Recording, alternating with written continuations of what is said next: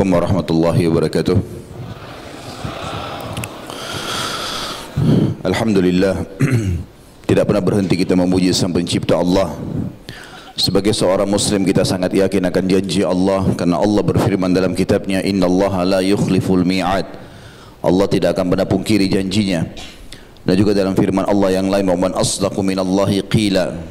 Siapa yang lebih jujur daripada Allah dalam pernyataan. Dan Allah telah menjanjikan kita dari kalimat Alhamdulillah yang merupakan kalimat syukur, dalam firman yang lain, la in syakartum la azidannakum wa la in kafartum inna adabi lasyadid. Kalau kalian bersyukur pasti aku akan tambah, dan kalau kalian kufur siksaku amat pedih. Oleh karena itu setiap muslim sangat yakin kalimat Alhamdulillah adalah kalimat syukur yang pasti akan mendatangkan dan memenuhi segala kebutuhan dia. Selanjutnya kita panjatkan salam hormat kita kepada manusia terbaik, manusia yang telah diperintahkan secara langsung oleh Allah untuk mengucapkan kepadanya salam hormat dan dijadikan ibadah bagi orang-orang beriman, dan akan dibalas satu kali salam dengan 10 kali tambahan rahmat. Maka sangat wajar kalau kita selalu mengucapkan juga salawat dan taslim kepada Nabi besar Muhammad sallallahu alaihi wasallam. Setelah Alhamdulillah, pagi tadi kita sudah menyelesaikan judul yang sangat luar biasa, penyampaian tentang masalah surga, bagaimana surga adalah impian nyata seorang muslim, dan bagaimana seorang muslim harus memaksimalkan waktu yang sudah Allah siapkan di muka bumi ini sampai menjelang ajal datang dengan amal-amal dan kepatuhan. Dan sudah kita jelaskan manfaat-manfaat dari amal-amal saleh, bagaimana setiap amal saleh itu bakti dengan orang tua, jujur, amanah, tanggung jawab, dermawan, menjenguk orang sakit, dan apa saja yang merupakan amal perintah kebaikan yang Allah subhanahu wa ta'ala telah jadikan sebagai syariat bagi orang-orang beriman. Semua itu sangat mudah untuk dilakukan, besar janji Allah, dan membawa kepada kebahagiaan, serta juga di akhirat akan masuk ke dalam surga. Dan sudah kita rincikan panjang lebar masalah surga.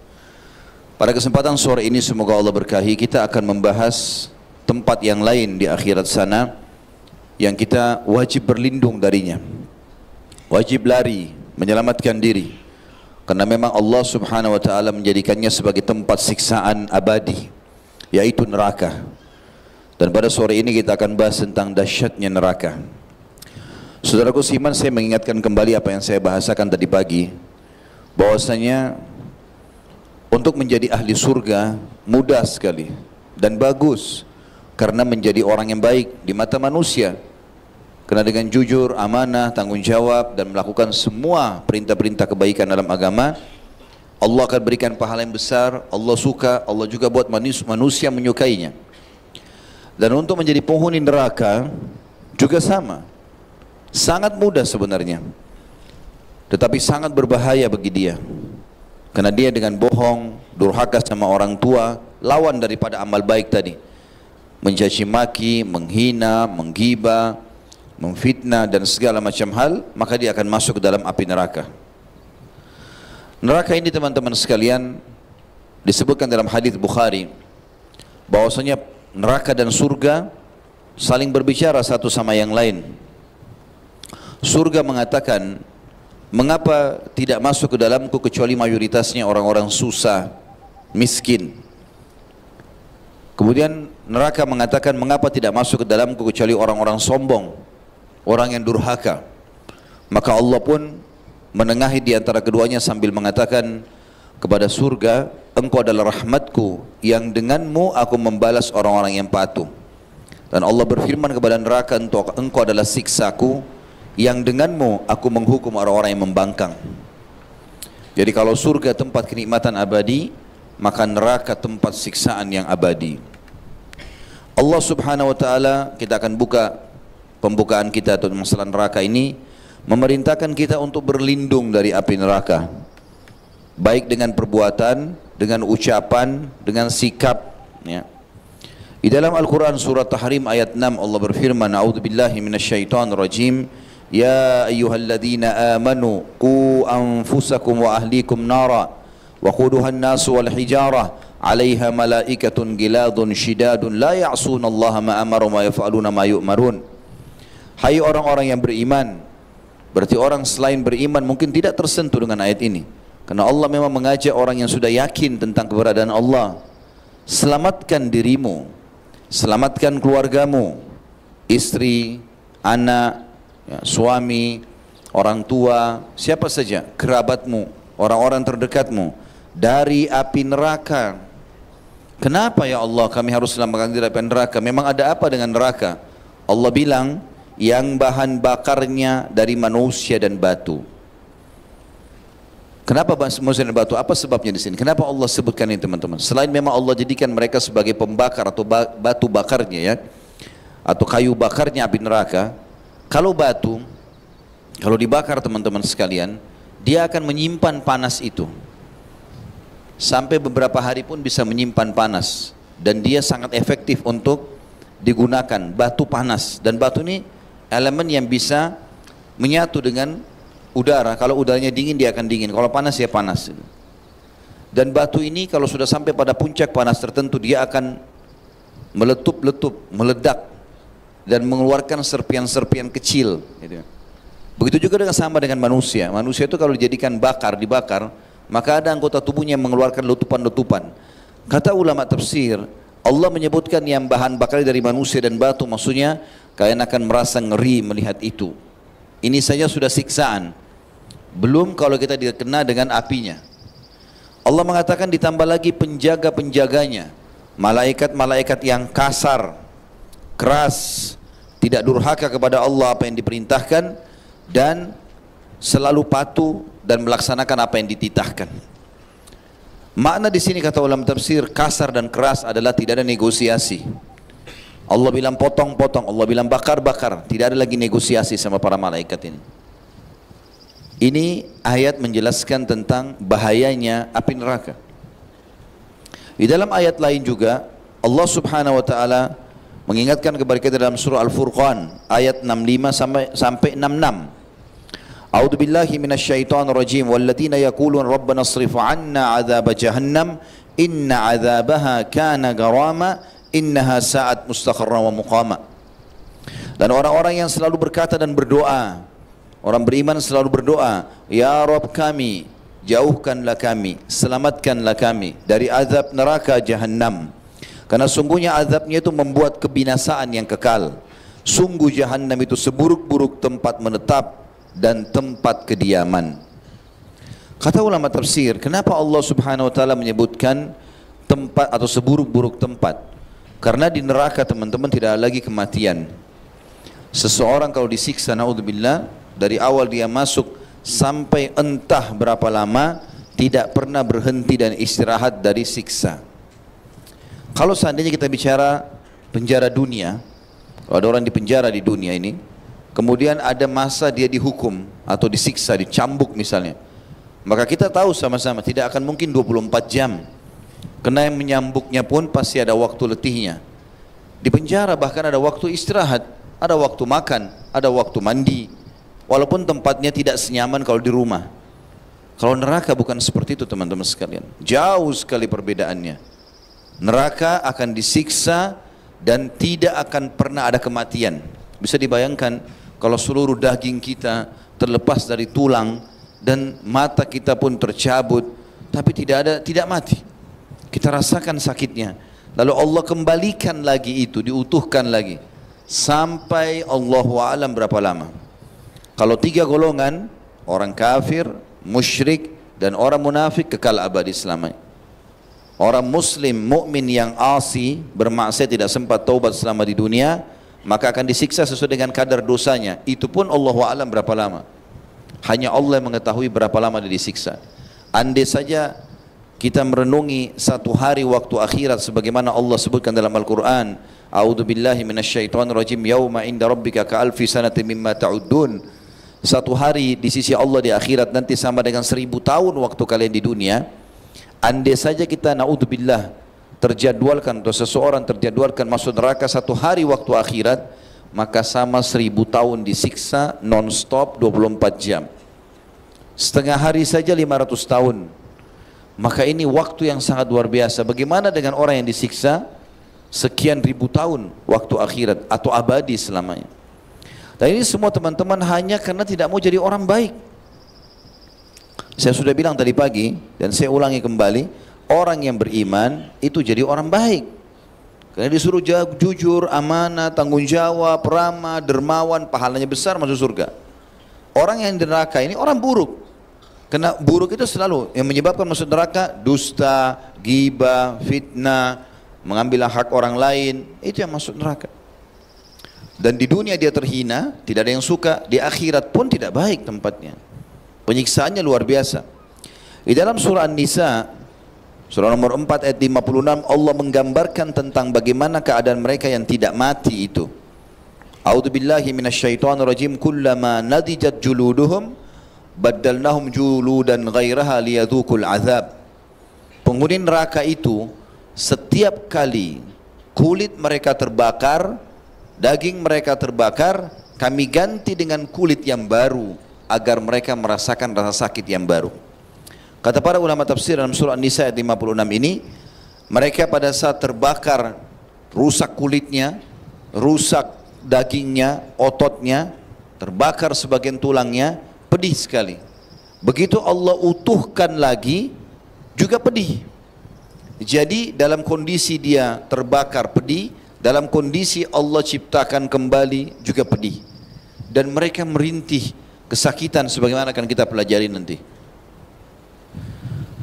Juga disebutkan teman-teman sekalian dalam hadis yang sahih dari Abdullah bin Mas'ud radhiyallahu anhu, beliau berkata, Nabi SAW selalu mengajarkan kami doa ini sebagaimana mengajarkan kepada kami surah dari Al-Quran, dan dianjurkan sekali untuk dibaca sebelum salam dalam solat.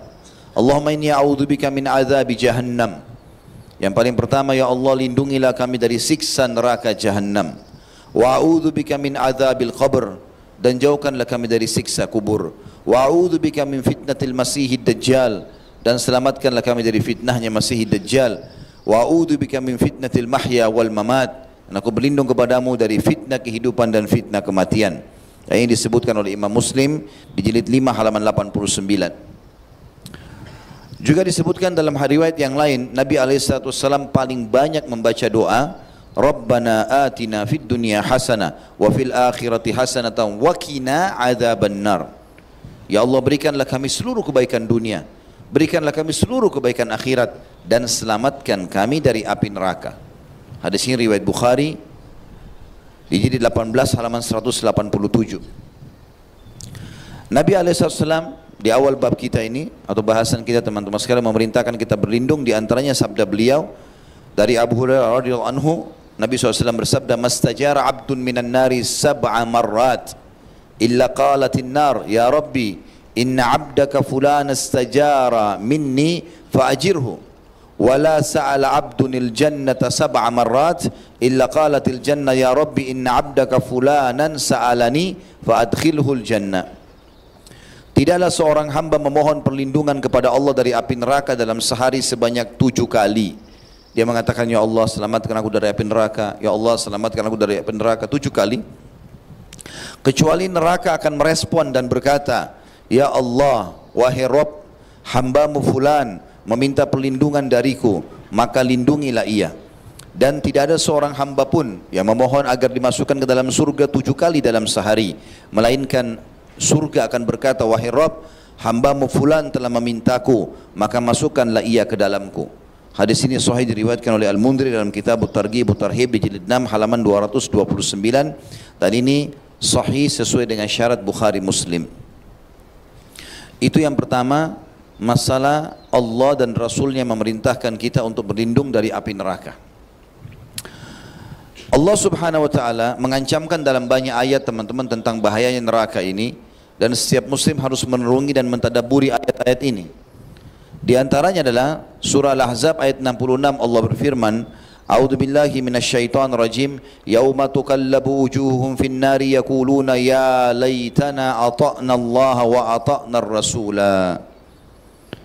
Pada hari kiamat nanti, ketika wajah mereka dipanggang, dibolak-balikkan di dalam api neraka, maka mereka sambil menyesal berkata, wahai kiranya dulu kami taat kepada Allah, kami taat kepada Rasul. Tapi penyesalan sudah tidak ada gunanya lagi pada saat itu. tidak bermanfaat lagi. Juga dalam surah Qamar, Al-Qamar ayat 48 Allah berfirman, A'udzu billahi minasyaitonir rajim, yauma yushabuna fin nari ala wujuhihim dzuqu massa saqar. Pada hari kiamat nanti mereka akan diseret di atas wajah mereka ke dalam neraka dan dikatakan kepada mereka, rasakanlah sentuhan api neraka ini. Adi bin Hatim radhiyallahu anhu meriwayatkan dari Nabi alaihi salatu wassalam, beliau bersabda, ittaqun nar walau bisyikki tamrah wa man lam yajid fa bi kalimatin thayyibah. Jauhkan, selamatkan, takutlah kalian dari api neraka itu, kata Nabi SAW, walaupun hanya dengan menyedekahkan separuh kurma. Barang siapa yang tidak menemukan pun tidak sanggup, maka dengan kalimat-kalimat yang baik. Hadis riwayat Bukhari Muslim. Jadi saking beratnya neraka itu, sampai Nabi SAW suruh kita selamatkan dirimu, selamatkan. Kalau kau hanya punya satu butir kurma, maka bagi dua, sedekahkan setengahnya dengan niat selamat dari api neraka. Sampai Abdullah bin Umar radhiyallahu anhuma itu setiap hari harus bersedekah dan berharap Allah selamatkan dari api neraka, walaupun beliau bersedekah hanya dengan sebutir bawang. Mereka sibuk dengan itu, menjauhkan diri dari api neraka. Juga Abu Hurairah meriwayatkan radhiyallahu anhu, saat turun firman Allah Subhanahu wa taala dalam surah Asy-Syu'ara ayat 214, A'udzu billahi minasyaitonir rajim wa anzir ashiratakal aqrabin. Hai Muhammad, peringatkan kerabat-kerabat terdekatmu tentang bahayanya neraka itu. Maka Rasulullah SAW berdiri lalu berseru di hadapan Quraisy, baik umum maupun khusus. Dia bersabda, wahai Bani Ka'ab bin Lu'ay. Ini masuk suku Quraisy yang merupakan ada hubungan kekerabatan dengan Nabi SAW. Selamatkan diri kalian dari api neraka.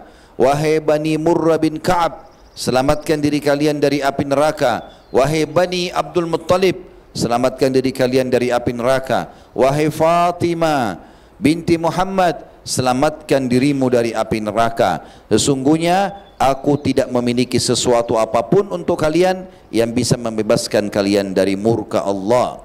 Hadis ini diriwayatkan Imam Bukhari Muslim. Artinya teman-teman sekalian, Nabi SAW mengingatkan umatnya, mengingatkan kerabatnya, mengingatkan sukunya, mengingatkan orang tercinta dalam hidupnya dari kalangan anak-anaknya, itu Fatimah radhiyallahu anha, agar selamatkan tidak api neraka. Berbuat, beramal. Banyak orang juga kadang-kadang menghayal, menganggap dia adalah orang yang sudah mencintai Nabi SAW, sudah cukup, enggak usah beramal. Enggak, dia harus beramal. Nabi ingatkan, Fatimah saya sangat dicintai Nabi SAW, beliau mengatakan, hai Fatimah, beramal, karena aku selamatkan ibu dari api neraka, karena aku tidak bisa membantumu apa-apa, kecuali kalau kau punya amal, baru aku bisa meminta kepada Allah dijadikan untuk penyebab kamu masuk ke dalam surga. Juga dalam hadis Bukhari yang lain, Abu Hurairah meriwayatkan, Nabi SAW bersabda, perumpamaan aku dan kalian adalah seperti seseorang yang menyulut api, buat api unggun, lalu belalang dan kupu-kupu masuk ke dalamnya, dan ia berusaha menghalaunya, tetapi ada saja yang lolos. Maka aku menghalangi kalian dari api neraka, tapi kalian ada juga yang lolos dari tanganku. Hadis ini riwayat Bukhari Muslim. Artinya Nabi SAW sudah ingatkan, sholatlah, ini keutamaannya, puasalah, ini keutamaannya, baktilah sama orang tua, ini keutamaannya, semua sudah disebutkan. Kalau kalian buat itu akan masuk surga. Surga itu begini dayang-dayangnya, begini pelayannya, begini istananya, begini sungainya, begini pohonnya, begini makanannya, segala macam. Tapi saya sudah ingatkan juga, kata Nabi SAW, jangan buat ini, jangan buat itu, maksudnya keburukan, riba, zina, bohong, menipu, gunjing, fitnah, jangan buat. Dosanya ini loh, ancamannya ini, nanti masuk neraka. Neraka itu bahan bakarnya manusia, apinya panas. Nanti kita dengarkan bagaimana makanannya, bagaimana minumannya, sesuatu yang bertolak belakang sekali dengan surga. Maka Nabi SAW mengatakan, sayangnya masih ada di antara kalian yang lolos dari tanganku. Udah diingatkan gak mau dengar. Ada orang subhanallah dinasihati, akhi, ukhti jangan, ini haram, bahaya, gak mau tahu. Gak usah, urus dirimu sendiri. Subhanallah, seakan-akan dia membiarkan dirinya masuk api neraka. Kalau ada seseorang teman-teman menyampaikan kepada kita nasihat, dan kita lihat itu nasihat yang benar, walaupun dari orang yang lebih muda dari kita, dengarkan, ambil pelajaran dari situ. Bisa saja Allah Subhanahu wa ta'ala yang menjadikan nasihat itu sampai dari lisannya. Dari mana kita mengetahui masalah itu? Selama itu benar. Juga di dalam hadis yang lain, hadis riwayat Bukhari Muslim juga, maaf, hadis riwayat Muslim dan Tirmidzi. Ibnu Mas'ud berkata radhiyallahu anhu bahwasanya Rasulullah SAW bersabda, neraka didatangkan pada hari kiamat dan dia akan diikat dengan 70.000 rantai. Pada setiap satu rantai ada 70.000 malaikat yang menariknya. Jadi neraka ini teman-teman bukan bangunan yang kecil, 1 hektar, 10 hektar, ada 70.000 tali rantai. Kalau masjid ini ditarik dengan 1.000 rantai saja, 1.000 orang yang tarik mungkin bisa rubuh bangunan. Ya. Maka ini 70.000 rantai, di setiap satu rantai saking besarnya ada 70.000 malaikat. Perlu kita garis bawahi juga ya, malaikat ini makhluknya Allah yang paling besar yang Allah ciptakan. Walaupun mereka beragam lagi. Allah mengatakan dalam Al-Quran, uli ajnihati mathna wa thulatha wa ruba'. Malaikat itu yang paling kecil, ada yang memiliki 2 sayap, 3 sayap dan 4 sayap. Kata sebagian ulama, yang dimaksud 2 sayap adalah 2 di kanan, 2 di kiri. 3 di kanan, 3 di kiri, 4 di kanan, 4 di kiri. Dan sayap ini kalau di jenis hewan, burung-burungan, dia akan bagus terbangnya kalau minimal sepanjang tubuhnya atau lebih panjang. Kita lihat kadang-kadang burung nggak bisa terbang kalau sayapnya lebih kecil dari tubuhnya.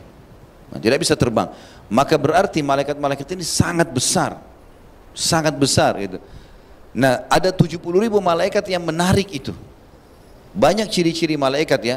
Ada yang sangat besar yang Allah ciptakan, ada juga malaikat yang tadi yang paling kecil memiliki 2 kanan 2 kiri, dan 2 kanan 2 kiri berarti dua sayap itu selebar tubuhnya, dan 4 sayap berarti kiri kanan.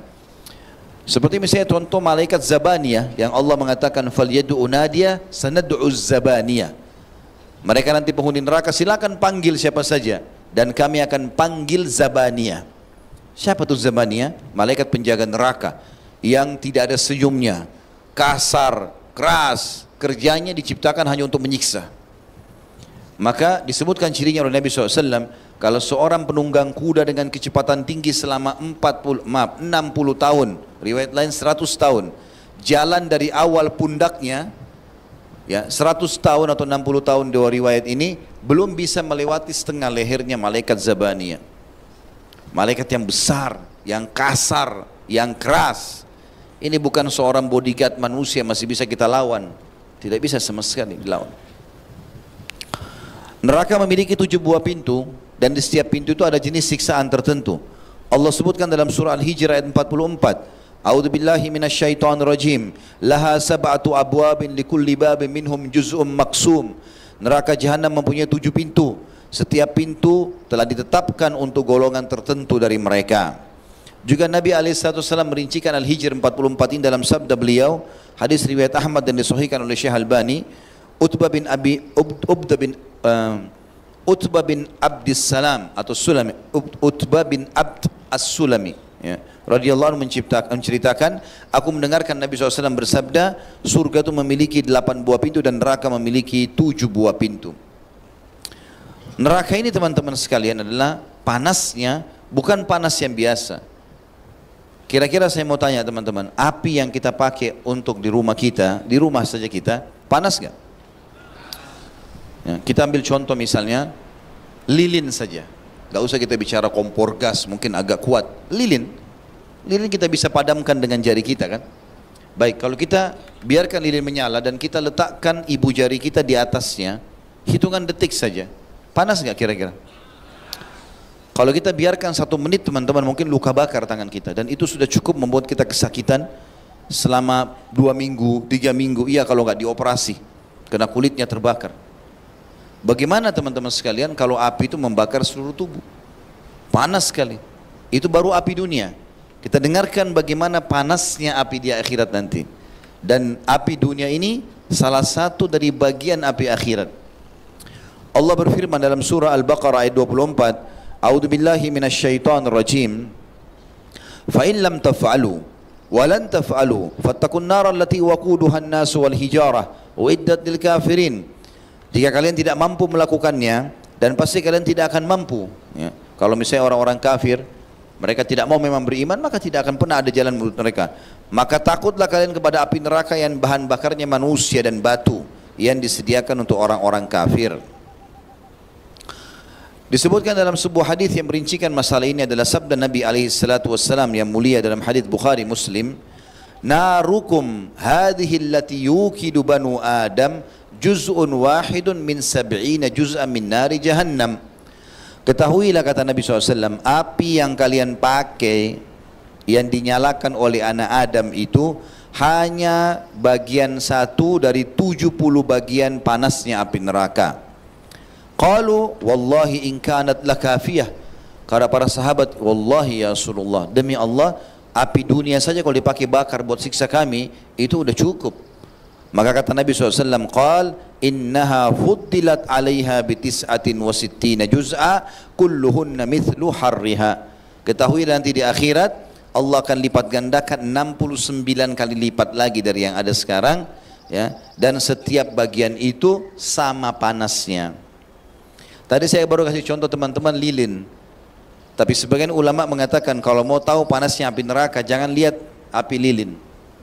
Tahu kalau mungkin yang tahu pabrik kaca ya, pabrik baja biasa menggunakan api, ya. Maka apinya itu saking panasnya orang yang masuk harus pakai penahan untuk di wajahnya. Kalau enggak serpiannya itu panasnya bisa membakar, ya. Maka itu yang dimaksudkan teman-teman sekalian, itu yang terpanas itu, itulah api bagian dunia, dan di akhirat masih ada 69 kali lipat dari itu. Semua ini hanya pembangkangan, mau jadi orang jahat di dunia, sibuk ghibah orang, sibuk fitnah. Teman-teman sekalian, hiduplah menjadi orang yang mengurus diri sendiri, jangan urus orang lain.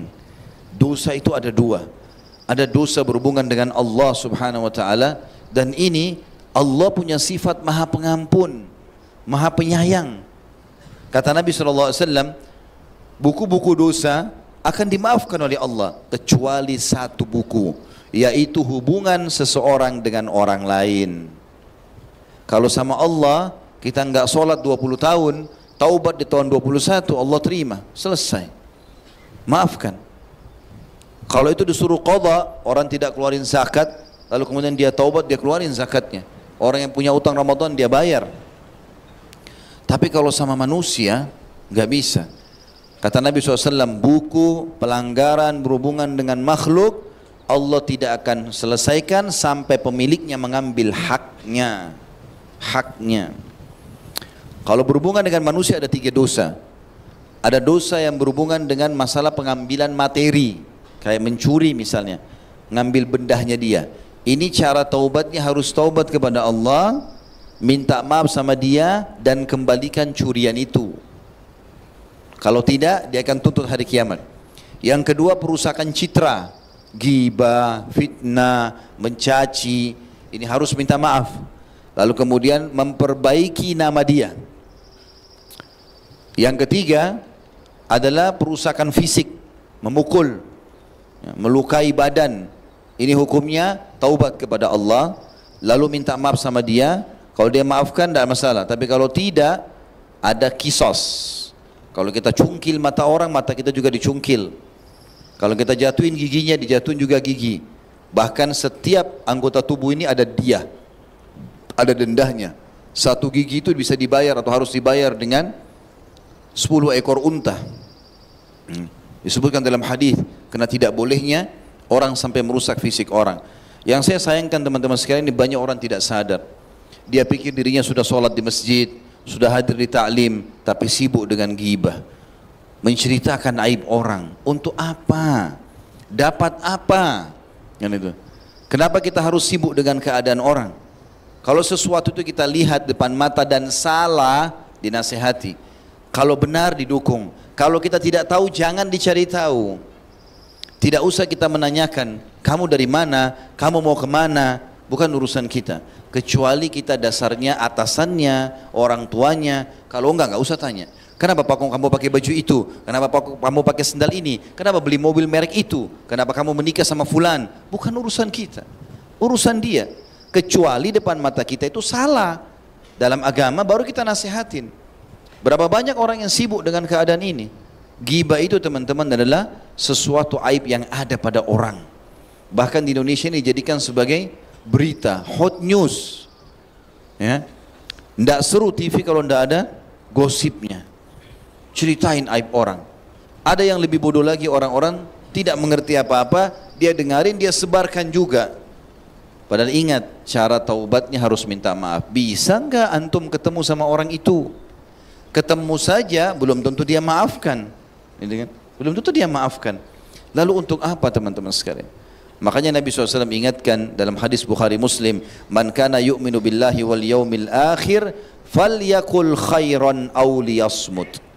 Sampai mengaku beriman pada Allah hari akhir, dia mau masuk surga nanti di akhirat, dia hanya ucapkan yang baik.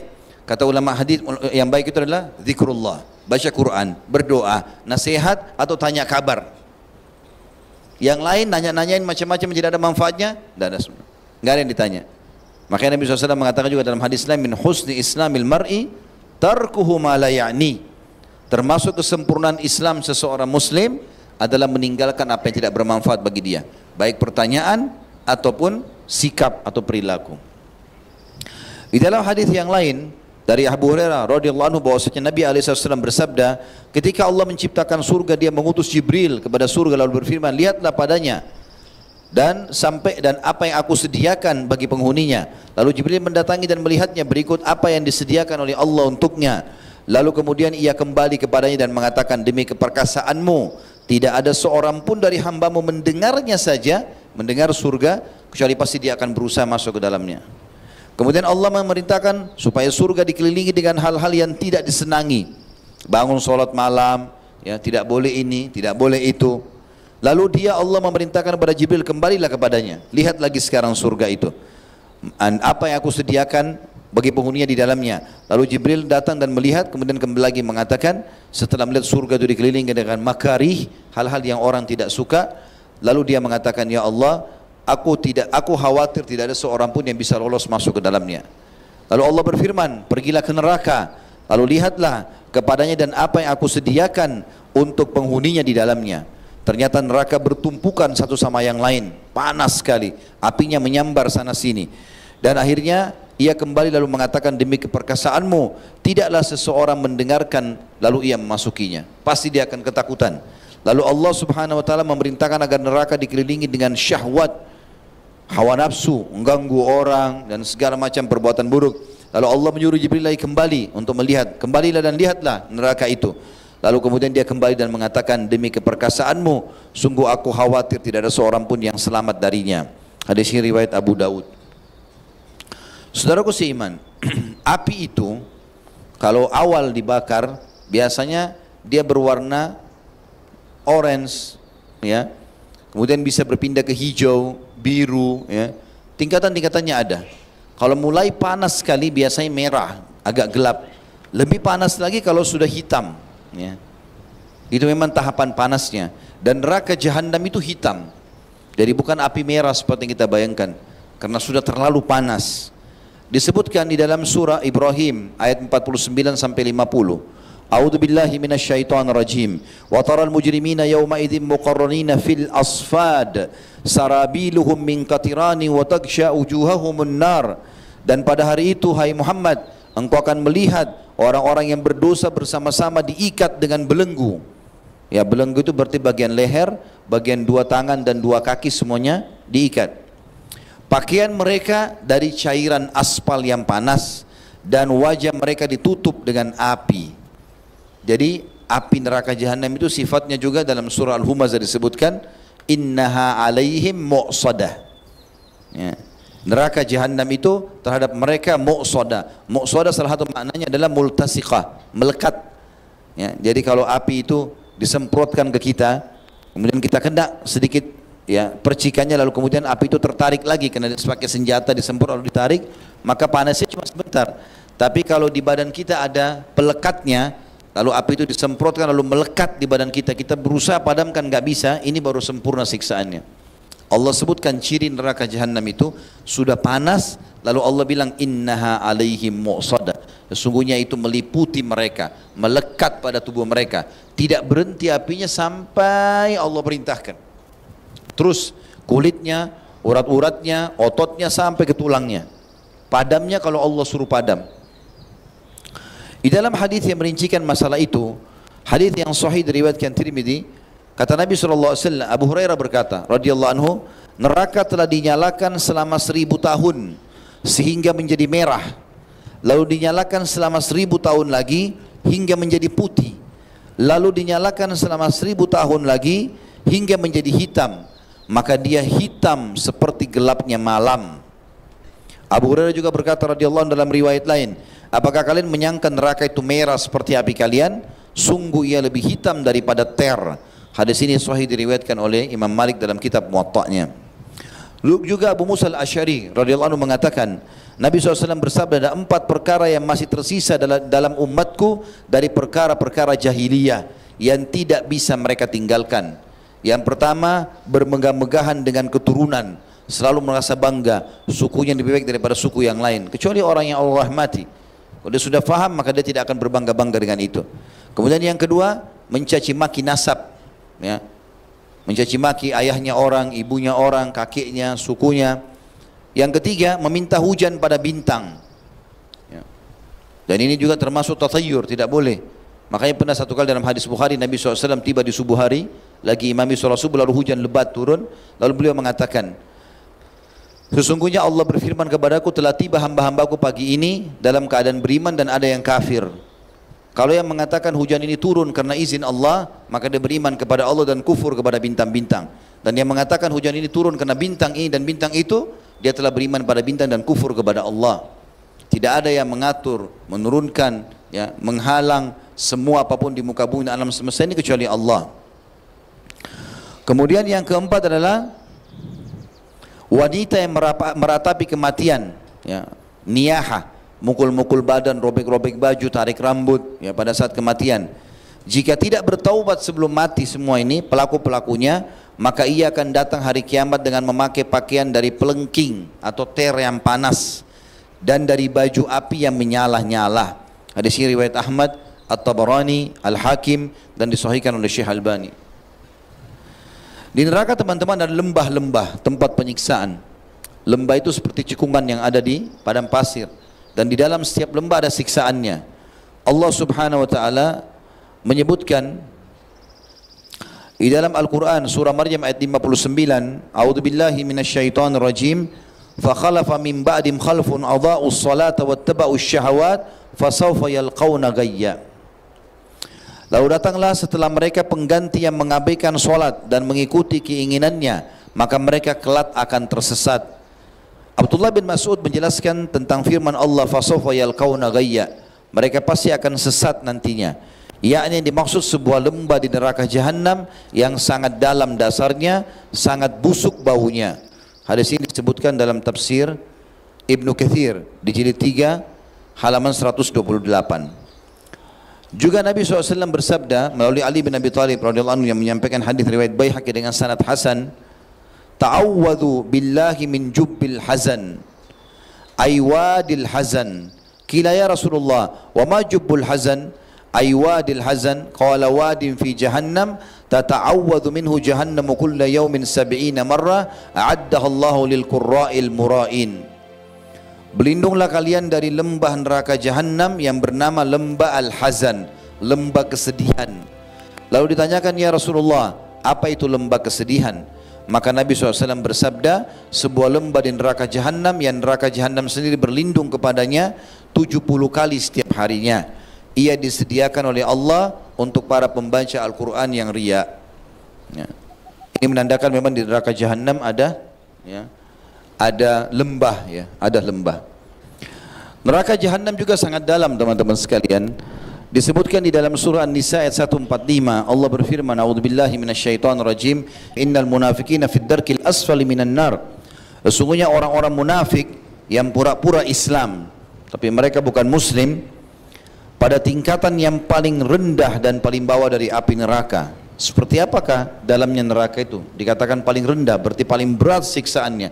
Karena semua kata ulama tafsir, dari tingkat pertama sampai tingkat sebelum terakhir, panasnya tersusun. Maka yang paling bawah adalah yang paling panas. Disebutkan bahwasanya Utbah bin Ghazwan berkhutbah radhiyallahu anhu di kota Basra. Pada saat beliau mengingatkan penduduk Basra yang banyak berkeluh kesah tentang kekurangan harta padahal mereka sudah melimpah dan mereka sibuk dengan urusan dunianya, lupa akhiratnya, tinggalkan jihad, malas sholat berjamaah di masjid.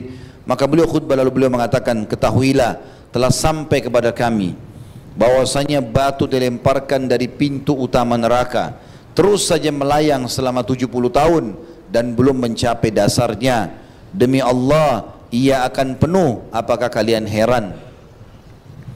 Juga Hasan Basri rahimahullah mengatakan, Umar bin Khattab radhiyallahu anhu mengatakan, perbanyaklah mengingat neraka karena apinya sangat panas, dasarnya sangat dalam, dan alat pemukulnya terbuat dari besi. Hadis riwayat Tirmidzi dengan sanad hasan. Abu Hurairah juga meriwayatkan radhiyallahu anhu, kami tengah berada di sisi Nabi sallallahu alaihi wasallam, lalu kami mendengar suara gemuruh yang sangat keras seperti guntur yang menggelegar. Lalu kami bertanya, lalu Nabi SAW bertanya, tahukah kalian suara apa itu? Kami menjawab, Allah dan Rasulnya yang lebih tahu. Beliau menjawab, ini adalah batu yang dikirimkan Allah ke dalam neraka Jahannam sejak 70 tahun dan baru kali ini tiba di dasarnya. Hadis ini diriwayatkan oleh Imam Muslim. Jadi neraka teman-teman bukan bangunan yang kecil, 1 hektar, 5 hektar, 10 hektar, 100 hektar. Dalamnya 70 tahun. Artinya kalau kita dilempar saja melayang-layang 70 tahun baru sampai ke dasarnya. Ini pun kata ulama hadis, kalau yang dimaksud 70 tahun waktu dunia, kalau waktu akhirat itu berarti dikali 1000, gitu kan? Dan itu sangat dalam, siksaan yang tidak berhenti, dari sana sini jeritan-jeritan, ya. Di neraka Jahannam tidak cukup saja teman-teman sekalian seseorang itu dilempar lalu dibakar, tetapi supaya dia merasakan maksimal maka dia akan dirantai, dibelenggu. Allah menyebutkan dalam surah Insan ayat 4, A'udzubillahi minasyaitonir rajim. Inna a'tadna lil kafirina salasila wa aglalan wa sa'ira. Sungguh kami telah menyediakan bagi orang-orang kafir rantai-rantai, belenggu-belenggu dan neraka yang menyala-nyala. Disebutkan dari hadis Nabi SAW, beliau mengatakan, sungguh kalau mata rantainya neraka itu, ya, mengisyaratkan seperti batok kepala manusia. Kata Nabi SAW, kalau satu mata rantai neraka seperti batok kepala manusia itu dilempar dari langit ke bumi sejauh perjalanan 500 tahun, niscaya sampai ke bumi sebelum malam. Jika ia dikirim dari pangkal rantai, niscaya berjalan selama 40 tahun malam dan siang sebelum sampai ke dasarnya. Artinya rantai yang sangat besar dan akan melilit badan seseorang ahli neraka. Jadi tinggi orang ahli neraka itu akan kita kembali di akhirat seperti surga, 60 hasta ke langit, 60 siku, 30 meter tingginya. Penghuni surga, penghuni neraka awal dibangkitkan, tapi penghuni surga tetap dengan tinggi itu, nanti ahli neraka dibesarkan lagi, lebih besar daripada itu. Kemudian nanti mereka dikasih rantai 70 hasta. Jadi kata ulama dililit dari kakinya, diputar rantai itu terus, tidak ada jarak diantaranya sampai ke kepala. 5 hasta itu dilebihkan di atas kepala, 5 hasta dilebihkan di kaki. Maka dia seperti makanan yang akan dipanggang, tidak bisa bergerak. Sehingga kalau kena api neraka, rantai tersebut akan menyala lalu membakar tubuhnya, serta api itu akan menembus sampai ke tulang-tulangnya. Dia tidak mati, hangus, belang, bolong badan-badannya, rusak organ tubuhnya. Kalau sudah rusak sama sekali, Allah ganti lagi dengan yang baru. Dan proses pengembalian supaya utuh itu juga sudah cukup untuk pedih. Kalau tadi pagi saya sempat jelaskan teman-teman, ahli surga makan dan minum bukan karena lapar dan bukan karena haus.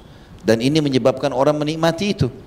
Kita kalau lagi lapar, pengen makan apa saja, intinya lapar kita hilang. Sehingga kita sudah tidak menikmati makanan. Tapi kalau kita sudah kenyang, atau kita baru makan lalu orang tawarkan, mau makan apa Pak? Makan apa Bu? Maka kita masih bisa milih, saya mau makan ini, saya tidak mau yang itu misalnya. Begitu juga minum. Kalau kita lagi haus pesan, saya minta air es misalnya. Maka kalau kita lagi tidak haus, mau minum apa? Mau minum hangat, mau minum dingin, kita masih bisa milih dan kita bisa menikmatinya. Di surga orang makan dan minum bukan karena lapar, bukan karena haus, sehingga dia menikmati sekali. Tapi di neraka tidak, akan muncul setiap saat rasa lapar, rasa haus. Tapi perhatikan apa yang Allah kasih kepada mereka. Minumannya apa? Makanannya apa? Allah sebutkan dalam surah Ibrahim ayat 15-17 yang artinya, dan mereka diberikan kemenangan dan mereka memohon diberikan kemenangan, dan binasalah semua orang yang berlaku sewenang-wenang lagi keras kepala. Di hadapan mereka neraka jahanam, dan dia diberi minuman dengan air nanah yang ditegukkan air nanah itu, dan dia hampir tidak bisa menelannya, dan datanglah bahaya maut kepadanya dari segenap penjuru, tetapi dia tidak juga mati, dan di hadapannya masih ada azab yang berat. Dari surah Ibrahim ayat 15-17 menjelaskan mereka akan diberikan minuman nanah. Orang-orang neraka ini karena luka semua badannya, maka mengeluarkan darah dan nanah. Mereka menangis, mengeluarkan air mata, maka bercampurlah semua itu memenuhi tempat-tempat di neraka itu. Lalu Allah jadikan itu sebagai minuman dan makanan mereka. Di dalam surah Al-Kahfi ayat 29 juga yang artinya sungguhnya kami telah menyediakan neraka bagi orang-orang zalim yang gejolaknya mengepung mereka, dan mereka meminta pertolongan, minta minum. Mereka akan diberi air seperti besi yang mendidih yang menghanguskan wajah mereka. Itulah minuman yang paling buruk dan tempat istirahat yang paling jelek. Hadis Nabi SAW menjelaskan masalah minuman ahli neraka disebutkan dalam hadis riwayat Tirmidzi dengan sanad hasan. Kata Nabi SAW, innal hamima la yusabbu ala ru'usihim fayanfudul hamimu hatta yakhlusa ila jawfi fayaslitu ma fi jawfi hatta yamruqa min qadamaihi wa huwa as-sahru thumma yu'adu kama kan. Air panas benar-benar dituangkan di atas kepala mereka, lalu air panas itu menembus hingga ke perutnya, lalu memotong-motong segala sesuatu yang ada dalam perutnya hingga keluar dari kedua telapak kakinya dalam keadaan meleleh, kemudian dikembalikan seperti sedia kala. Artinya kalau mereka haus, mereka akan minta minuman, mau tidak mau, dan tangan mereka diikat, kaki mereka diikat, mulut mereka terbuka, maka apapun yang datang kepada mereka harus mereka minum, apakah darah, apakah nanah, apakah air panas yang mendidih, dan tadi dikatakan juga timah atau besi yang dilelehkan. Maka bergonta-ganti diberikan ini. Ini juga semua minum pun adalah siksaan. Kalau di dunia ada orang disiksa, lalu dia kehausan, lalu musuhnya kasih minum air, maka air menghilangkan dahaga. Kalau di neraka tidak. Air itu pun adalah penyiksaan. Itu saja sendiri penyiksaan juga. Juga disebutkan dalam hadis Asma binti Yazid radhiyallahu anha bahwasanya Nabi SAW bersabda, man syaribal khamr lam yardallahu anhu arba'ina laylah. Siapa yang meminum khamr, maka Allah tidak ridho kepadanya 40 malam. Fa in mata mata kafira. Kalau dia mati dia bisa mendapatkan dosa kekafiran. Fa in ada kana haqqan 'ala Allah an yaskiyahu min tinatil khabal. Dan kalau dia masih hidup dan dia tetap kembali minum khamr setelah ada peringatan kepadanya, maka dia akan diminumkan minuman tinatul khabal. Qalat qila ya Rasulullah wa ma tinatul khabal. Asma binti Yazid berkata radhiyallahu anha, para sahabat bertanya, ya Rasulullah, apa itu tinatul khabal? Maka kata Nabi SAW, sadidu ahlin nar, nanahnya penghuni neraka. Itu adalah minumannya. Nah, itu adalah minumannya. Ya. Saya harap teman-teman bersabar karena panasnya udara. Ya. Saya bisa mengetahui itu, tapi insya Allah kipas sudah dinyalakan ini. Mungkin yang sebelah kanan saya bisa dikencangkan kalau memang bisa. Masih bisa dilanjutkan dengan panas begini? Alhamdulillah. Allah itu akan memberikan balasan pahala sesuai dengan kadar pengorbanan. Nah. Jadi ulama mengatakan kalau seandainya orang pergi sholat subuh di Amerika atau di Eropa di musim salju sampai mereka kedinginan 0 derajat, itu beda pahalanya dengan kalau kita di Indonesia yang pergi masjid tidak panas, tidak apa gitu. Sesuai dengan kadar juhud, kadar upaya. Orang kalau lagi tidak berzina karena tidak ada godaan, beda dengan orang kalau tinggalkan zina sementara godaan lagi bergejolak, pahalanya lebih besar. Jadi begitu juga di majelis ilmu. Kalau dingin-dingin sama panas-panas beda pahalanya. Ya. Mudah-mudahan ini ada tambahan pahala ya. Baik. Itu minuman ahli neraka tadi, naudzubillah. Sekarang kita masuk ke makanan ahli neraka. Disebutkan dalam surah Ad-Dukhan. Surah Dukhan ini ayat 43 sampai 46. A'udzubillahi minasyaitonir rajim. Inna syajarataz zakum ta'amul athim kalmuhli yagli fil butun kaghallil hamim. Yang artinya sungguh pohon zakum itu makanan bagi orang-orang yang banyak dosa, seperti cairan tembaga yang mendidih di dalam perut, seperti mendidihnya air yang sangat panas. Di dalam Al-Ghashiyah ayat 6 juga Allah mengatakan, a'udzubillahi minasyaitonir rajim, laisa lahum ta'amun illa min dhari'. Ahli neraka tidak akan makan kecuali dari pohon yang berduri. Kata Nabi SAW menggambarkan tentang masalah buah zakum ini yang merupakan makanan khasnya ahli neraka, naudzubillah. Beliau berkata dari Ibnu Abbas radhiyallahu anhuma, "Lau anna qatratan minaz zakumi qutirat fi darid dunya la afsadat ala ahli dunya ma'aishahum fa kaifa biman yakunu ta'amuh atau ta'amah." Seandainya setetes saja buah zakum diambil lalu diteteskan di bumi ini, maka akan rusak semua kehidupan bumi ini. Setetes saja. Lalu kata Nabi SAW, bagaimana dengan orang yang itu menjadi makanannya? Maka buah zakum, buah yang pada saat orang lapar pengen sekali makan, mulutnya dibuka, tangannya terantai, kakinya terantai, harus dia makan. Maka masuklah buah zakum yang seperti ter tadi, ya seperti besi meleleh panas, kemudian masuk dan merusak seluruh tubuhnya, robek semuanya, hancur semuanya, meledak badannya, lalu diutuhkan kembali. Begitu seterusnya, siksaan demi siksaan datang. Penghuni neraka, teman-teman sekalian, tubuh mereka akan mengeras dan juga tampang mereka akan memburuk. Disebutkan dalam hadis riwayat Muslim dan Tirmidzi, Abu Hurairah berkata radhiyallahu anhu, Nabi SAW bersabda, gigi gerahamnya orang kafir di neraka seperti gunung Uhud.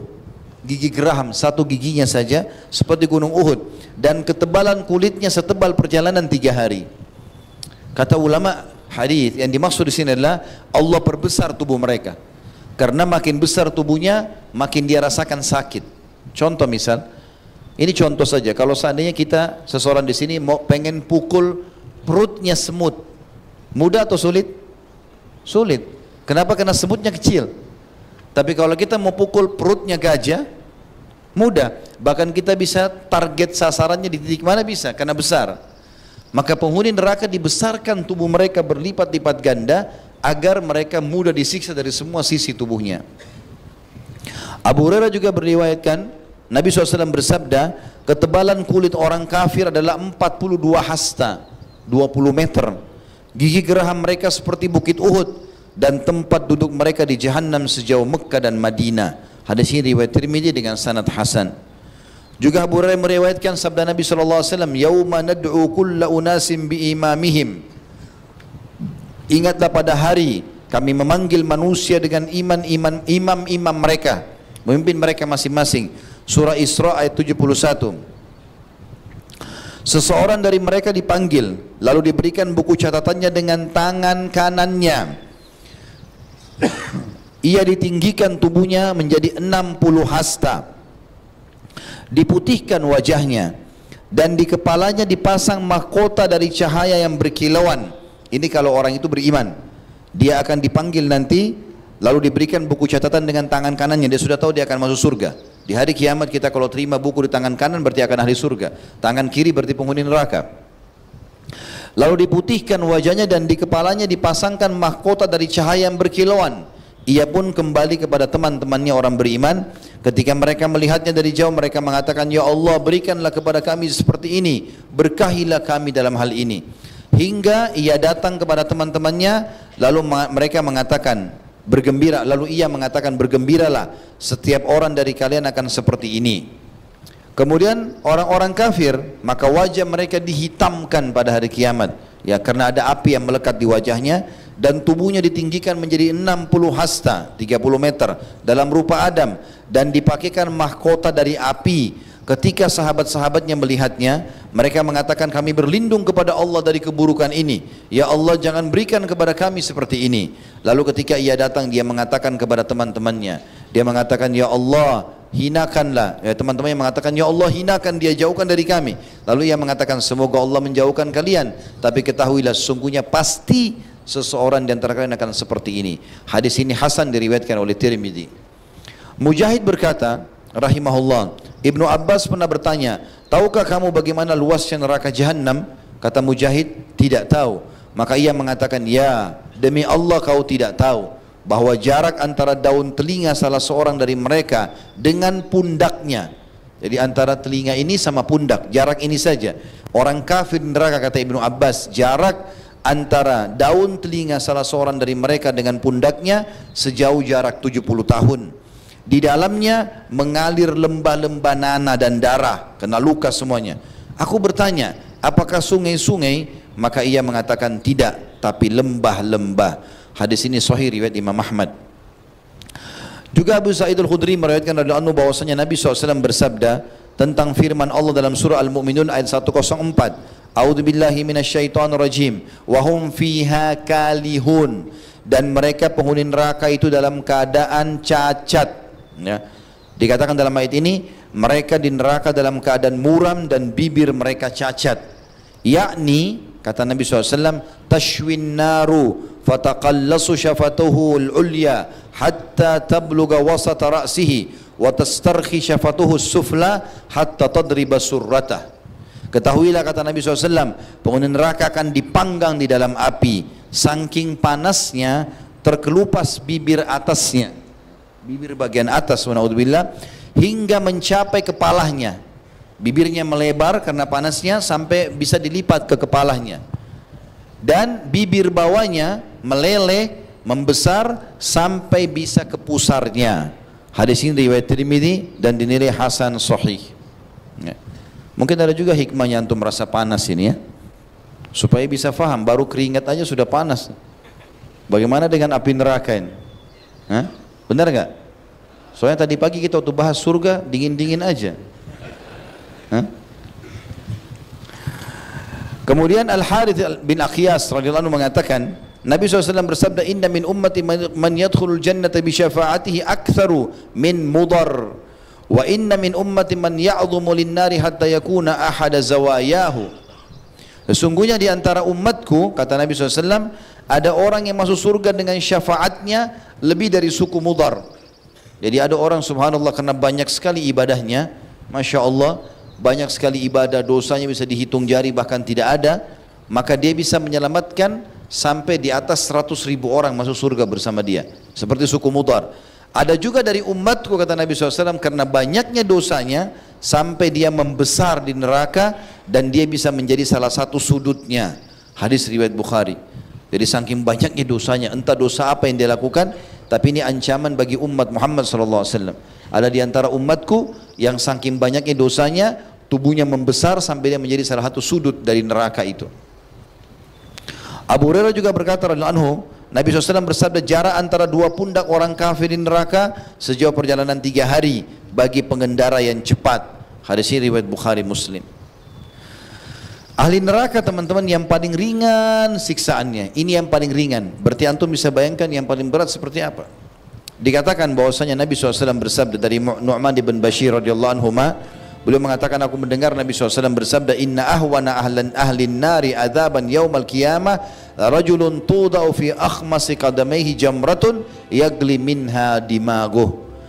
Penghuni neraka yang paling ringan azabnya pada hari kiamat ialah seseorang yang pada cekungan telapak kakinya diletakkan batu bara dari api neraka yang sudah cukup membuat membuat otaknya mendidih. Hadis ini diriwayatkan Bukhari.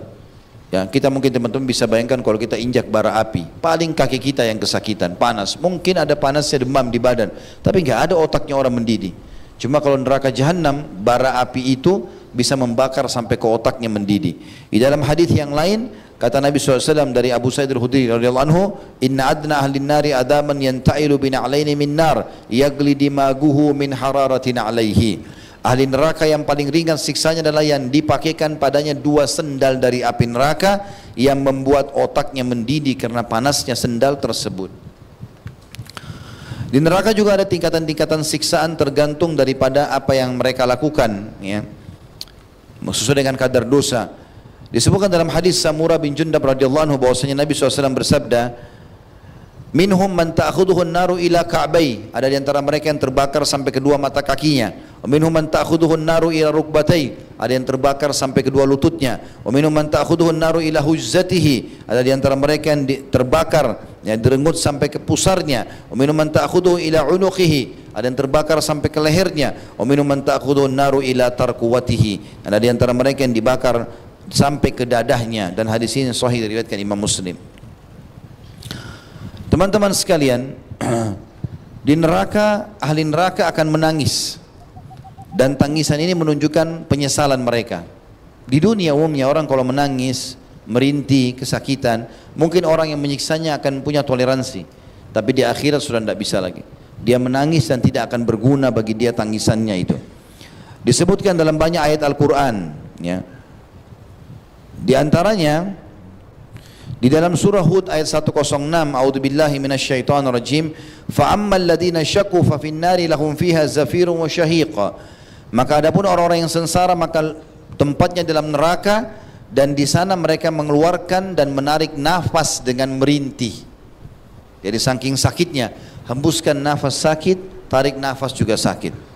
Di dalam hadis Abdullah bin Amr mengatakan radhiyallahu anhu, ahli neraka memanggil malaikat, tetapi mereka tidak menjawab panggilan mereka selama 40 tahun. Tolonglah wahai Zabaniya, penjaga neraka, tolonglah minta kepada Allah meringankan buat kami 1 hari saja. 40 tahun mereka merengek-merengek, tidak dijawab. Kemudian mereka setelah 40 tahun mendengarkan jawaban malaikat. Malaikat mengatakan sesungguhnya kalian menetap selamanya, nggak ada toleransi. Maka kemudian mereka memohon kepada Rabb mereka sambil memanggil Allah, ya Allah tolonglah kami, selamatkan kami. Padahal Allah sifatnya maha penyayang. Tapi kalau sudah masuk neraka, subhanallah, Allah tidak menjawab mereka seumur dunia. Seumur dunia, miliaran tahun. Allah menyebutkan dalam Al-Quran, dalam surah Mu'minun 104, Rabbana akhrijna minha fa in udna fa inna zalimun. Ya Rabb kami, keluarkan kami dari neraka jahanam ini, kembalikan kami di dunia lagi agar kami bisa mengerjakan kebaikan. Kalau kami kembali kepada kekafiran, sungguh kami termasuk orang-orang yang zalim. Ternyata setelah seumur dunia, sekian miliar tahun, baru Allah jawab. Apa yang Allah jawab? Allah sebutkan di Al-Mu'minun 108, lanjutan tadi. 107 mereka panggil Tuhan mereka, 108 Allah jawab, qala khsa'u fiha wa la tukallimun. Allah pun menjawab, tinggallah dengan hina di dalamnya dan jangan kalian berbicara denganku. Kemudian kata Nabi SAW, kaum itu pun putus asa. Tidak ada lagi yang dilakukan kecuali mengeluarkan nafas dan menariknya dengan merintih. Suara mereka menyerupai suara keledai. Mula-mulanya mengeluarkan nafas dan akhirnya menariknya dengan merintih. Hadis ini diriwayatkan oleh At-Tabarani dan semua perawinya thiqat. Juga Nabi SAW bersabda dalam hadis yang lain, inna ahlan nar la yabkun. Ketahuilah penghuni neraka pasti akan menangis sepanjang waktu. Hatta law ujriyatis sufunu fi dumu'ihim lajarat. Kalau seandainya perahu mau dijalankan di atas air mata mereka, maka akan jalan air mata itu. Wa innahum la yabkuna dama, yakni makanad dam'i, dan mereka akan menangis darah sebagai pengganti keluarnya air. Nanti teman-teman sekalian, ada orang yang keluar dari neraka juga, tapi ini khusus untuk orang-orang beriman saja yang punya dosa. Mereka bisa mendapatkan syafaat. Tetapi kapan? Allahu a'lam. Berapa lama disiksa? Allahu a'lam. Tentu kalau kita bisa masuk surga tanpa melalui neraka lebih baik daripada orang masuk ke sini. Karena ada juga orang menggunakan ini sebagai hujjah, argumentasi. Mereka mengatakan, toh orang Islam akan masuk surga. Benar, tapi melalui neraka dulu kalau banyak dosanya. Dan ini Allahu a'lam sekali lagi berapa lama, siksaan itu berapa lama dia lalui. Tapi akan keluar sebagaimana Allah Subhanahu wa taala menyebutkan dalam surah Thaha 109. Selama dia muslim, dia akan keluar dari api neraka. A'udzubillahi minasyaitonirrajim. Yauma idzin la tanfa'u syafa'atu illa man adzina lahu ar-rahmanu wa radiya lahu qaula. Pada hari kiamat nanti tidak berguna syafaat atau pertolongan kecuali dari orang yang telah diberi izin oleh Allah yang Maha Pengasih dan dia ridhoi perkataannya. Abu Sa'id Al-Khudri meriwayatkan dari Nabi sallallahu alaihi wasallam, yadkhulu ahlul jannatil jannata wa ahlun narin nar. Nanti hari kiamat akan masuk penghuni surga ke surga dan penghuni neraka ke neraka. Masing-masing sudah menikmati. Ya, ahli surga menikmati surga, ahli neraka menikmati apinya. Wa na'udzubillah. Ahli neraka maksudnya. Thumma yaqulu Allah azza wa jalla. Lalu Allah SWT berfirman, akhriju man kana fi qalbi mithqalu habbatin min khardalin min iman. Maka orang-orang beriman itu diperintahkan oleh Allah untuk memberikan pertolongan kepada orang yang mereka kenal dari neraka. Keluarkan siapapun yang dalam hatinya ada seperti biji sawi dari keimanan. Maka fayukhrajuna minha qad iswaddu. Mereka pun dikeluarkan dari api neraka sementara mereka sudah hangus. Fayulqauna fi nahri hayat.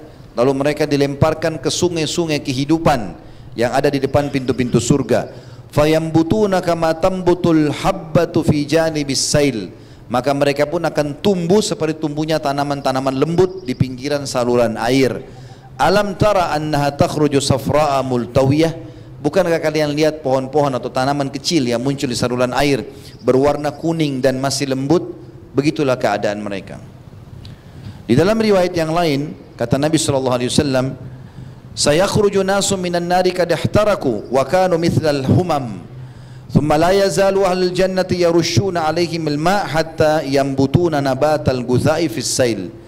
Orang-orang akan dikeluarkan sebagian dari neraka yang memang masih punya keimanan tapi mereka dosanya dominan, dalam keadaan telah terbakar dan mereka sudah menjadi lahar, mereka sudah jadi cair gitu.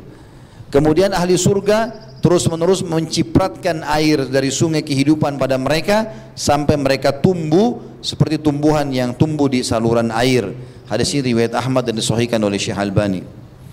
Begitu juga kata Nabi SAW, Inna Allah Azza wa Jalla yakhruju kauman atau yukhriju kauman minan nari ba'da ma la yabqa minhum fiha illa al-ujuh fayudkhiluhumullahu al-jannah.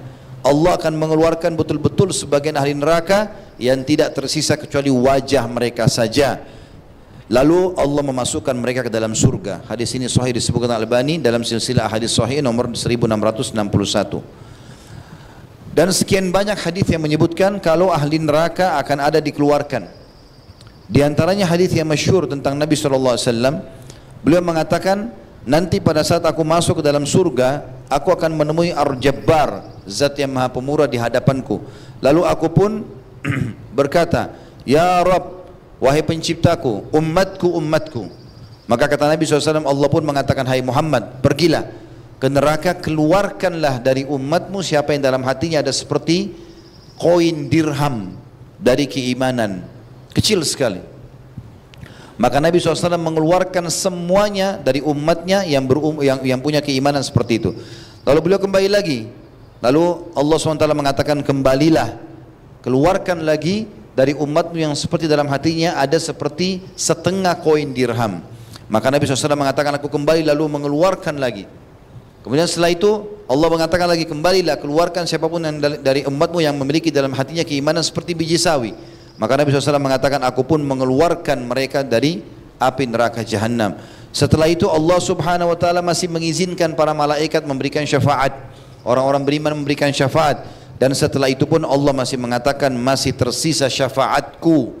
Lalu Allah mengambil atau Allah menggenggam satu genggaman dari neraka, lalu mengeluarkan banyak orang-orang yang telah terbakar. Lalu mereka dilemparkan di sebuah sungai di mulut surga yang disebut dengan air kehidupan. Lalu mereka tumbuh di kedua tepi sungai itu seperti tanaman kecil tumbuh di aliran air, yang kalau kalian lihat di sisi batu atau di sisi pohon, bagian yang terkena cahaya sinar matahari berwarna hijau dan bagian yang tidak terkena sinar matahari berwarna putih. Lalu mereka keluar dari sungai kehidupan seolah-olah mutiara, pada leher mereka disematkan tanda, lalu mereka masuk ke dalam surga. Ahli surga menyebut mereka dengan utaqaur rahman, atau orang-orang yang telah Allah bebaskan dari api neraka. Allah memasukkan mereka ke dalam surga dengan tanpa amal yang mereka lakukan dan tanpa kebaikan yang pernah mereka persembahkan. Dikatakan kepada mereka, untuk kalian apa yang kalian lihat dan yang semisalnya seperti itu juga. Hadis ini riwayat Bukhari, Muslim. Juga Nabi SAW mengatakan, ini berita gembira bagi orang yang sudah mengucapkan syahadat saja, yang penting pernah Islam. Makanya Allah bilang dalam Al-Quran, wala tamutunna illa wa antum muslimun. Kata kuncinya jangan meninggal kecuali dalam keadaan Islam. Syahadat aja, yang penting dia tidak benar rusak, sudah ada jaminan masuk surga. Tapi Allahu a'lam berapa lama di neraka. Dikatakan dari riwayat, Nabi SAW mengatakan, yaqulullahu azza wa jal, Allah yang maha suci dan maha pura berfirman, akhriju minan nari man dzakarani yawman wa khafani fi maqam.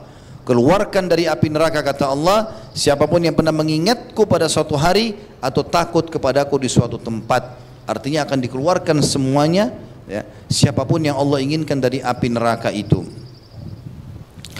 Dalam riwayat lain kata Nabi SAW, yakhruju minan nari arba'ah, Allah akan mengeluarkan dari api neraka 4 orang. Fayu'raduna 'ala Allah azza wa jalla fayaltafitu ahaduhum fayaqul ay rabbi kuntu arjuka id akhrajtani minha alla tu'idani fiha fayunjiyahu Allah minha.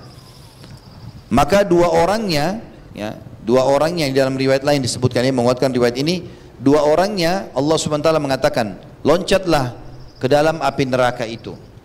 Maka dua-duanya loncat ke api neraka karena perintah Allah. Ya.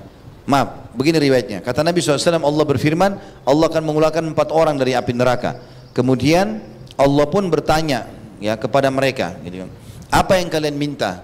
Maka yang dua mengatakan, aku meminta ya Allah, kalau engkau kembalikan aku ke dalam api neraka, maka engkau tidak membiarkan aku terbakar dengan api itu.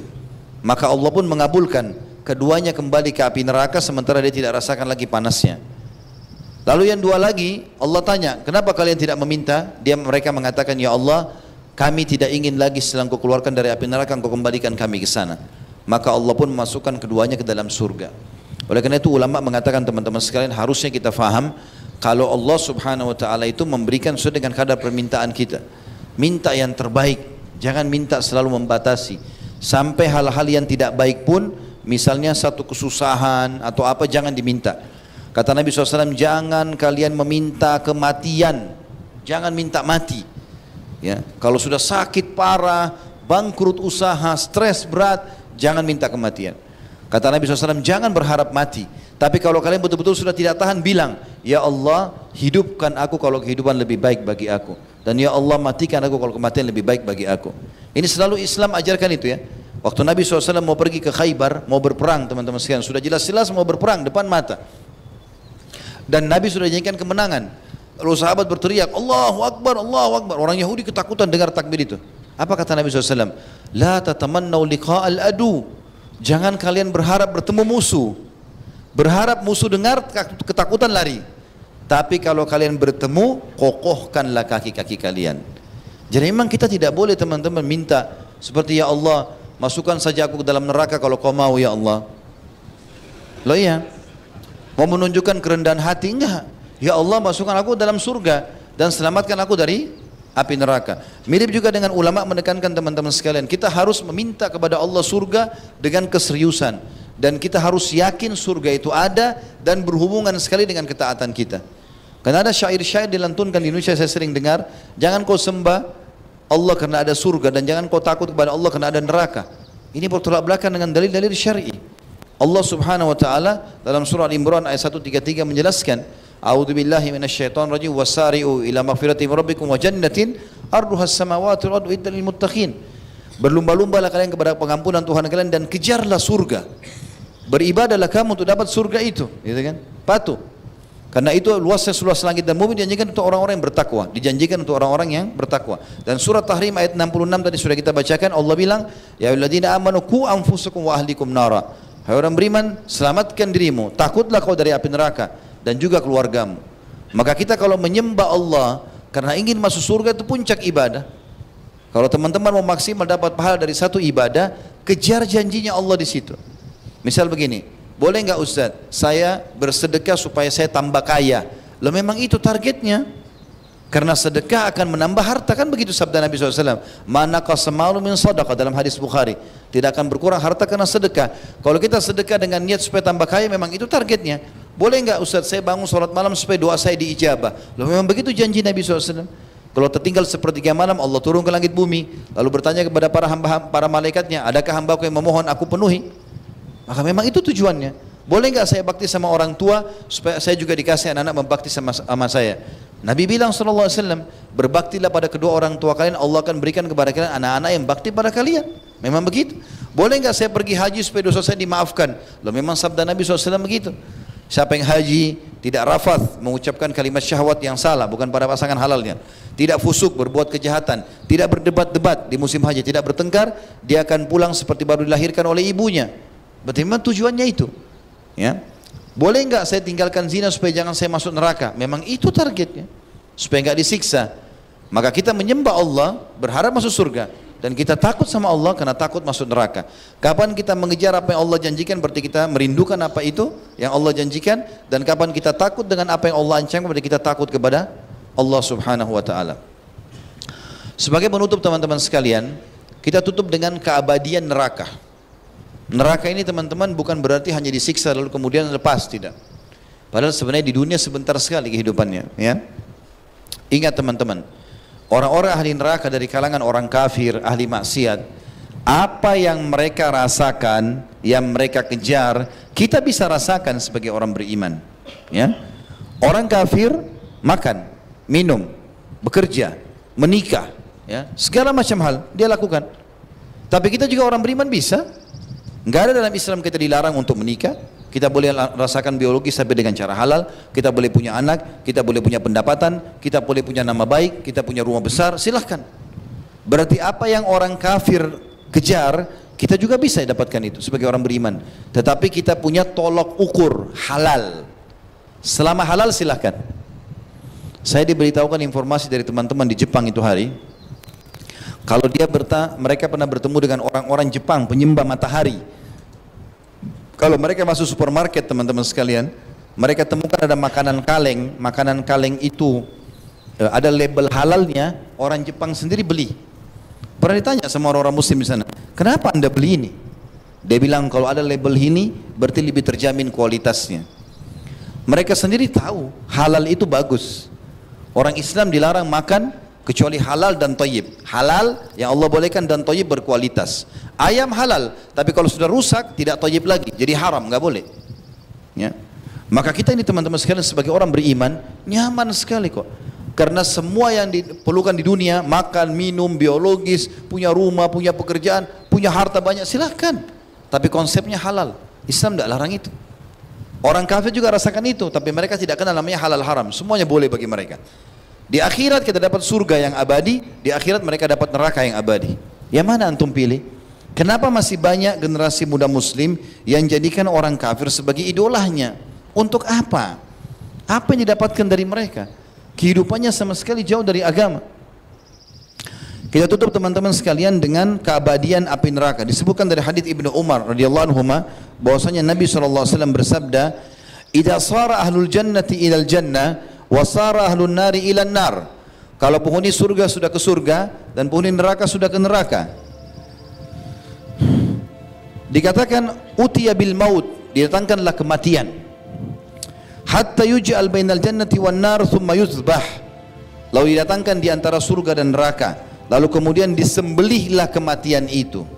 Dalam riwayat lain dikatakan, riwayat sahih juga ini sama-sama riwayat Imam Muslim, kata Nabi SAW, nanti akan malaikat memanggil seluruh penghuni surga sambil berkata, wahai penghuni surga. Dan mereka semua mendengar suara malaikat itu. Lalu mereka semua mengarahkan mata mereka ke satu arah di mana mereka bisa melihat. Maka dipanggil penghuni neraka, wahai penghuni neraka. Maka mereka pun akhirnya balik ke sana dan mereka khawatir mungkin ada tambahan siksaan. Lalu mereka melihat ke arah suara itu.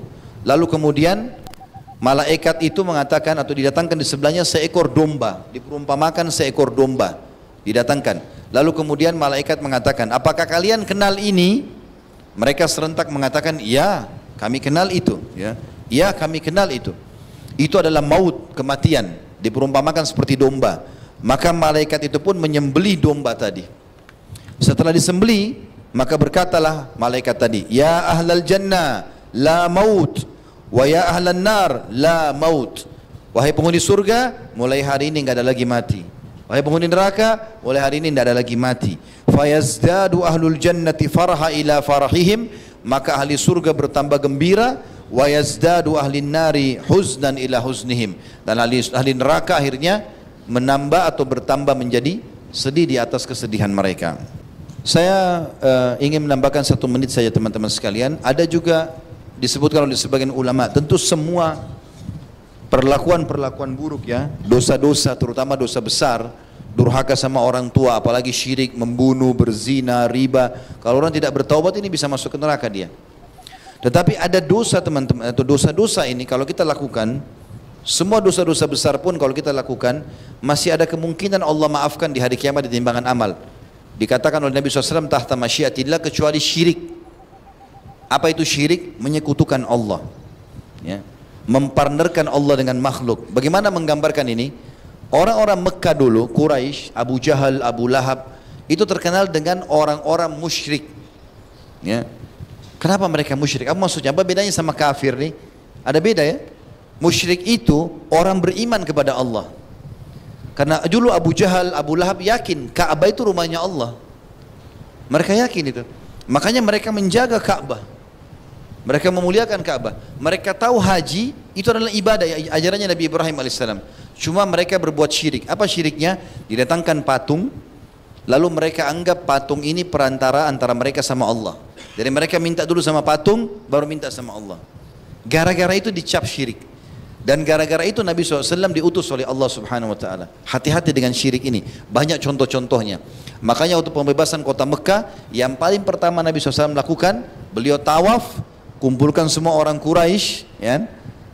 Kemudian beliau mengelilingi patung-patung tersebut lalu memukul dengan tongkat-tongkatnya. Ada di antara patung-patung bahkan belum disentuh dengan tongkat Nabi sudah hancur sendiri. 360 patung di dekat Ka'bah. Terakhir patung Hubal, patung yang paling besar. Itu patung Hubal teman-teman dulu di Mekah, cirinya diikat sama rantai dari atas sampai bawah. Patungnya besar, patung nggak bisa bergerak, nggak bisa apa. Tapi mereka buat begitu. Lalu mereka sebarkan isu, siapapun yang melihat ke Hubal matanya rusak. Maka mereka segan kalau lewat depan Hubal. Dan mereka takut kalau menggunakan sumpah atas nama Hubal ini. Itu patung terakhir yang Nabi hancurkan. Sudah 359 patung terakhir datang ke Hubal. Orang-orang Quraisy semua melihat, ketakutan mereka. Maka Nabi SAW colok matanya Hubal dengan tongkat beliau sambil membaca, wa qul ja'al haqqu wa zahaqal batil innal batila kana zahuqa. Sesungguhnya kebenaran sudah datang dan kebatilan akan hancur, dan pasti batil itu akan hancur. Lalu goncang Hubal. Nabi colok mata yang satunya, goncang, jatuh, pecah, hancur. Pada saat itulah Quraisy baru yakin, oh ternyata kita salah selama ini. Berapa banyak orang di Indonesia bahkan dari kaum muslimin ikut-ikutan masih memelihara dan menjaga patung di rumahnya. Padahal ini patung adalah penyebab kesyirikan. Tidak boleh ada patung. Dan Nabi SAW mengatakan rumah yang ada patungnya dan anjingnya tidak akan dimasuki oleh malaikat. Enggak boleh. Nabi Ibrahim berkata tentang patung, Rabbi innahudna adlalna kathiran minan nas. Ya Allah, patung ini paling banyak menyesatkan manusia. Coba bayangkan teman-teman. Uniknya patung ini, dia yang pahat, dia yang ukir matanya, ukir mulutnya, ukir hidungnya, dia yang warnai, dia yang kasih nama, dia yang pikul di tempat yang dia mau sembah. Kalau rusak dia perbaiki. Lalu dia panggil Tuhan. Tuhan dari mana? Makanya Amr bin Jamuh radhiyallahu anhu waktu mau masuk Islam, dia punya patung di rumah, dia hormati sekali. Tiap hari dikasih minyak wangi, tiap hari dia taruh sesajen di depannya. Anak-anaknya sudah masuk Islam, sudah paham anak-anaknya. Iya ya, kenapa kita sembah berhala nih? Patung nggak bisa ngomong, nggak bisa bicara segala macam. Mereka tahu ayahnya ini bersikeras, sudah sangat fanatik, nggak mau ninggalin. Maka mereka buat sebuah strategi. Anak-anaknya Amr bin Jamuh, mereka ambil patungnya Amr bin Jamuh, malam-malam dicuri pada saat dia tidur, kemudian ditaruh di kotoran, di tempat kotoran hewan, kotor, ya. Lalu Amr bin Jamuh bangun pagi-pagi, dia mau sembah Tuhannya, nggak ada. Cari-cari, ditemukan di tempat kotoran. Marah dia, siapa yang beginikan Tuhan saya? Anak-anaknya pada ketawa di belakang, tahu ini. Diambil sama dia, dimandikan patung itu, dibersihkan, kemudian ditaruh minyak wangi. Lalu dia taruh, ya, di atas lehernya pedang, di lehernya patung itu. Lalu dia bilang, hai Tuhan, kalau ada yang ganggu kau lagi nanti malam, lawan pakai pedang ini. Iya, begitu ceritanya. Maka malam hari dia tidur, anaknya datang ambil lagi patung itu, ditaruh lagi di kotoran sampah yang sama, kotoran hewan ini, ya. Kemudian pedang itu diambil, lalu diganti dengan bangkai anjing. Begitu pagi-pagi dia bangun, dia cari Tuhannya nggak ada, dia curiga di tempat kemarin, dia lihat ada di situ. Begitu dia lihat Tuhannya jatuh di kotoran, pedangnya diambil, kemudian dia tinggal pakai rantai di lehernya, terantaikan itu atau tergantungkan bangkai anjing. Dia mengatakan, sungguh kau tidak layak jadi Tuhan. Itu kan. Kemudian dia pun akhirnya pergi dan masuk Islam di tangan Nabi SAW dan mati syahid di perang Uhud radhiyallahu anhu. Ini contoh kecil teman-teman. Di Indonesia sekarang banyak orang apa? Jimat. Batu kecil digantung di badannya lah, apa di lehernya, ini di rumahnya. Ini tidak boleh teman-teman. Bergantung seorang muslim hanya kepada Allah Azza wa Jalla. Para sahabat kalau sendalnya putus, angkat tangan ke langit. Ya Allah, sendal saya putus, gantikanlah. Sampai masuk ke medan perang. Ini semalam waktu kita bahas dahsyatnya dua, saya sudah jelaskan. Sampai masuk ke medan perang, di Uhud, di Badr, di Hunain, di Tabuk, di pembebasan kota Mekah. Nabi SAW kalau sudah motivasi pasukan mau perang, Nabi bilang apa? Bangunlah, menuju kepada surga Tuhan kalian. Mati, ayo masuk ke surga yang luasnya seluas langit dan bumi. Enggak pernah Nabi kasih kertas suruh tempel di badan ya supaya kebal, bukan kebal, mati syahid, cari mati. Untuk apa kita pakai kebal-kebal ini? Apa gunanya? Bahaya sekali. Dan banyak orang di Indonesia tertipu karena menulis pakai tulisan Arab. Tidak semua tulisan Arab Al-Quran. Ya, hati-hati teman-teman. Ini banyak sekali terjadi. Berapa kali kami lihat dan kami temukan di masyarakat, di tengah-tengah pengajian kami akhirnya mereka berikan ini loh Ustaz, apa ini? Benar gak ini? Ternyata tulisan bahasa Arab. Terpengaruh. Gara-gara bahasa Arab dianggap itu sudah bagus. Tidak semua. Dukunnya itu juga pintar. Kalau dia tahu kita mayoritas orang Islam, dia pakai juga tulisan Arab supaya kita terkelabui. Ya. Saya pernah temukan di rumah seseorang ditempel kertas bahasa Arab. Mohon maaf teman-teman, saya 7 tahun belajar di Madinah. Dari SMA sampai S1. Tiap hari dengar bahasa Arab, saya tidak tahu apa tulisan itu. Bolak-balik saya baca, apa ini? Tidak bisa baca. Masa ada bahasa Arab saya nggak bisa baca? Kayaknya nggak mungkin gitu. Setelah saya perhatikan baik-baik, mungkin 10 menit. Oh ternyata bahasa Indonesia yang diarabkan. Ya. Jadi ini adalah kata-kata kalau ditempel di rumah tidak akan masuk pencuri. Ya, ini kalau ditempel di usaha akan laris dan segala macam hal. Begitu bahasanya. Dan ini mengambil keberkahan dari 7 orang ashabul kahfi, disebutkan nama-namanya, namanya aneh-aneh gitu, nama ini tidak pernah dalam Al-Quran, tidak pernah dalam hadis disebutkan nama ini, dan ini nama anjingnya. Subhanallah, saya bilang sama orang yang punya toko itu, ini waktu antum tempel, siapa tempel? Dia bilang ayah saya tanya, semenjak ditempel pernah gak ada pegawai mencuri? Banyak yang mencuri, tertipu dengan itu. Jangan teman-teman pakai begini. Mau usaha laris gampang, mudah. Modalnya halal, sistemnya halal, ya. Kemudian juga produknya halal, demi Allah laku. Sahabat Nabi sudah praktekin itu, jadi kaya raya. Saya juga terjun di bidang bisnis. 3 resepnya, modalnya halal, jangan dari uang riba, jadi penipuan dan segala macam. Yang kedua sistemnya halal, jangan ada zaliman, jangan ada gharar, jangan ada sistem yang diharamkan. Dan produknya halal, laku, nggak ada masalah. Nggak usah pakai tempel-tempel ini, panggil jin, panggil segala macam. Kita nggak usah lintas alam, ya. Itu panggil jin, lintas alam, nggak perlu. Jin itu teman-teman lebih di bawah manusia, manusia di atas mereka. Makanya semua nabi-nabi 124.000 nabi, diantaranya 313 rasul dari manusia, nggak ada dari jin. Iya, Nabi SAW tidak pernah pakai jasa mereka. Nabi nggak pernah pakai khadam, nggak ada khadamnya Nabi. Nabi nggak pernah bilang, ini loh khadam jin ini namanya, hormati ya, nggak pernah. Nggak pernah ada riwayat. Sahabat Abu Bakar, Umar, Utsman nggak pernah dinukil masalah itu. Mereka nggak pakai jin. Jin yang datang ke Nabi dinukil adalah jin Nusaybin. Wilayah Nusaybin, wilayah Irak 1 kali saja. Datang, mereka baca, dengar Quran, mereka masuk Islam, mereka pulang jadi da'i di kaumnya. Tidak pernah lagi Nabi bahas mereka. Sekali saja itu.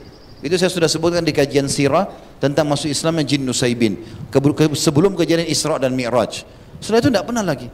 Maka teman-teman untuk apa ini pergi ke alam-alam ini? Itu alamnya pada dukun ini kesyirikan. Dan Allah mengatakan di hari kiamat, perhatikan baik-baik surah An-Nisa, 2 kali Allah ulangi. Di ayat 40 sekian dan di ayat 100 sekian. A'udzubillahi minasyaitonir rajim. Innallaha la yaghfiru an yushraka bi wa yaghfiru ma duna dzalika liman yasha. Allah tidak akan memaafkan di timbangan amal nanti dosa syirik, dan Allah masih memaafkan dosa-dosa yang lain. Kalau sudah syirik bahaya. Makanya jangan tergantung kecuali kepada Allah Subhanahu wa taala, dan hati-hati. Teman-teman sekalian, juga ada hadis yang menjelaskan tentang masalah bahayanya ini bagi akhwat kita yang masih tidak mau ya menutup auratnya, hati-hati.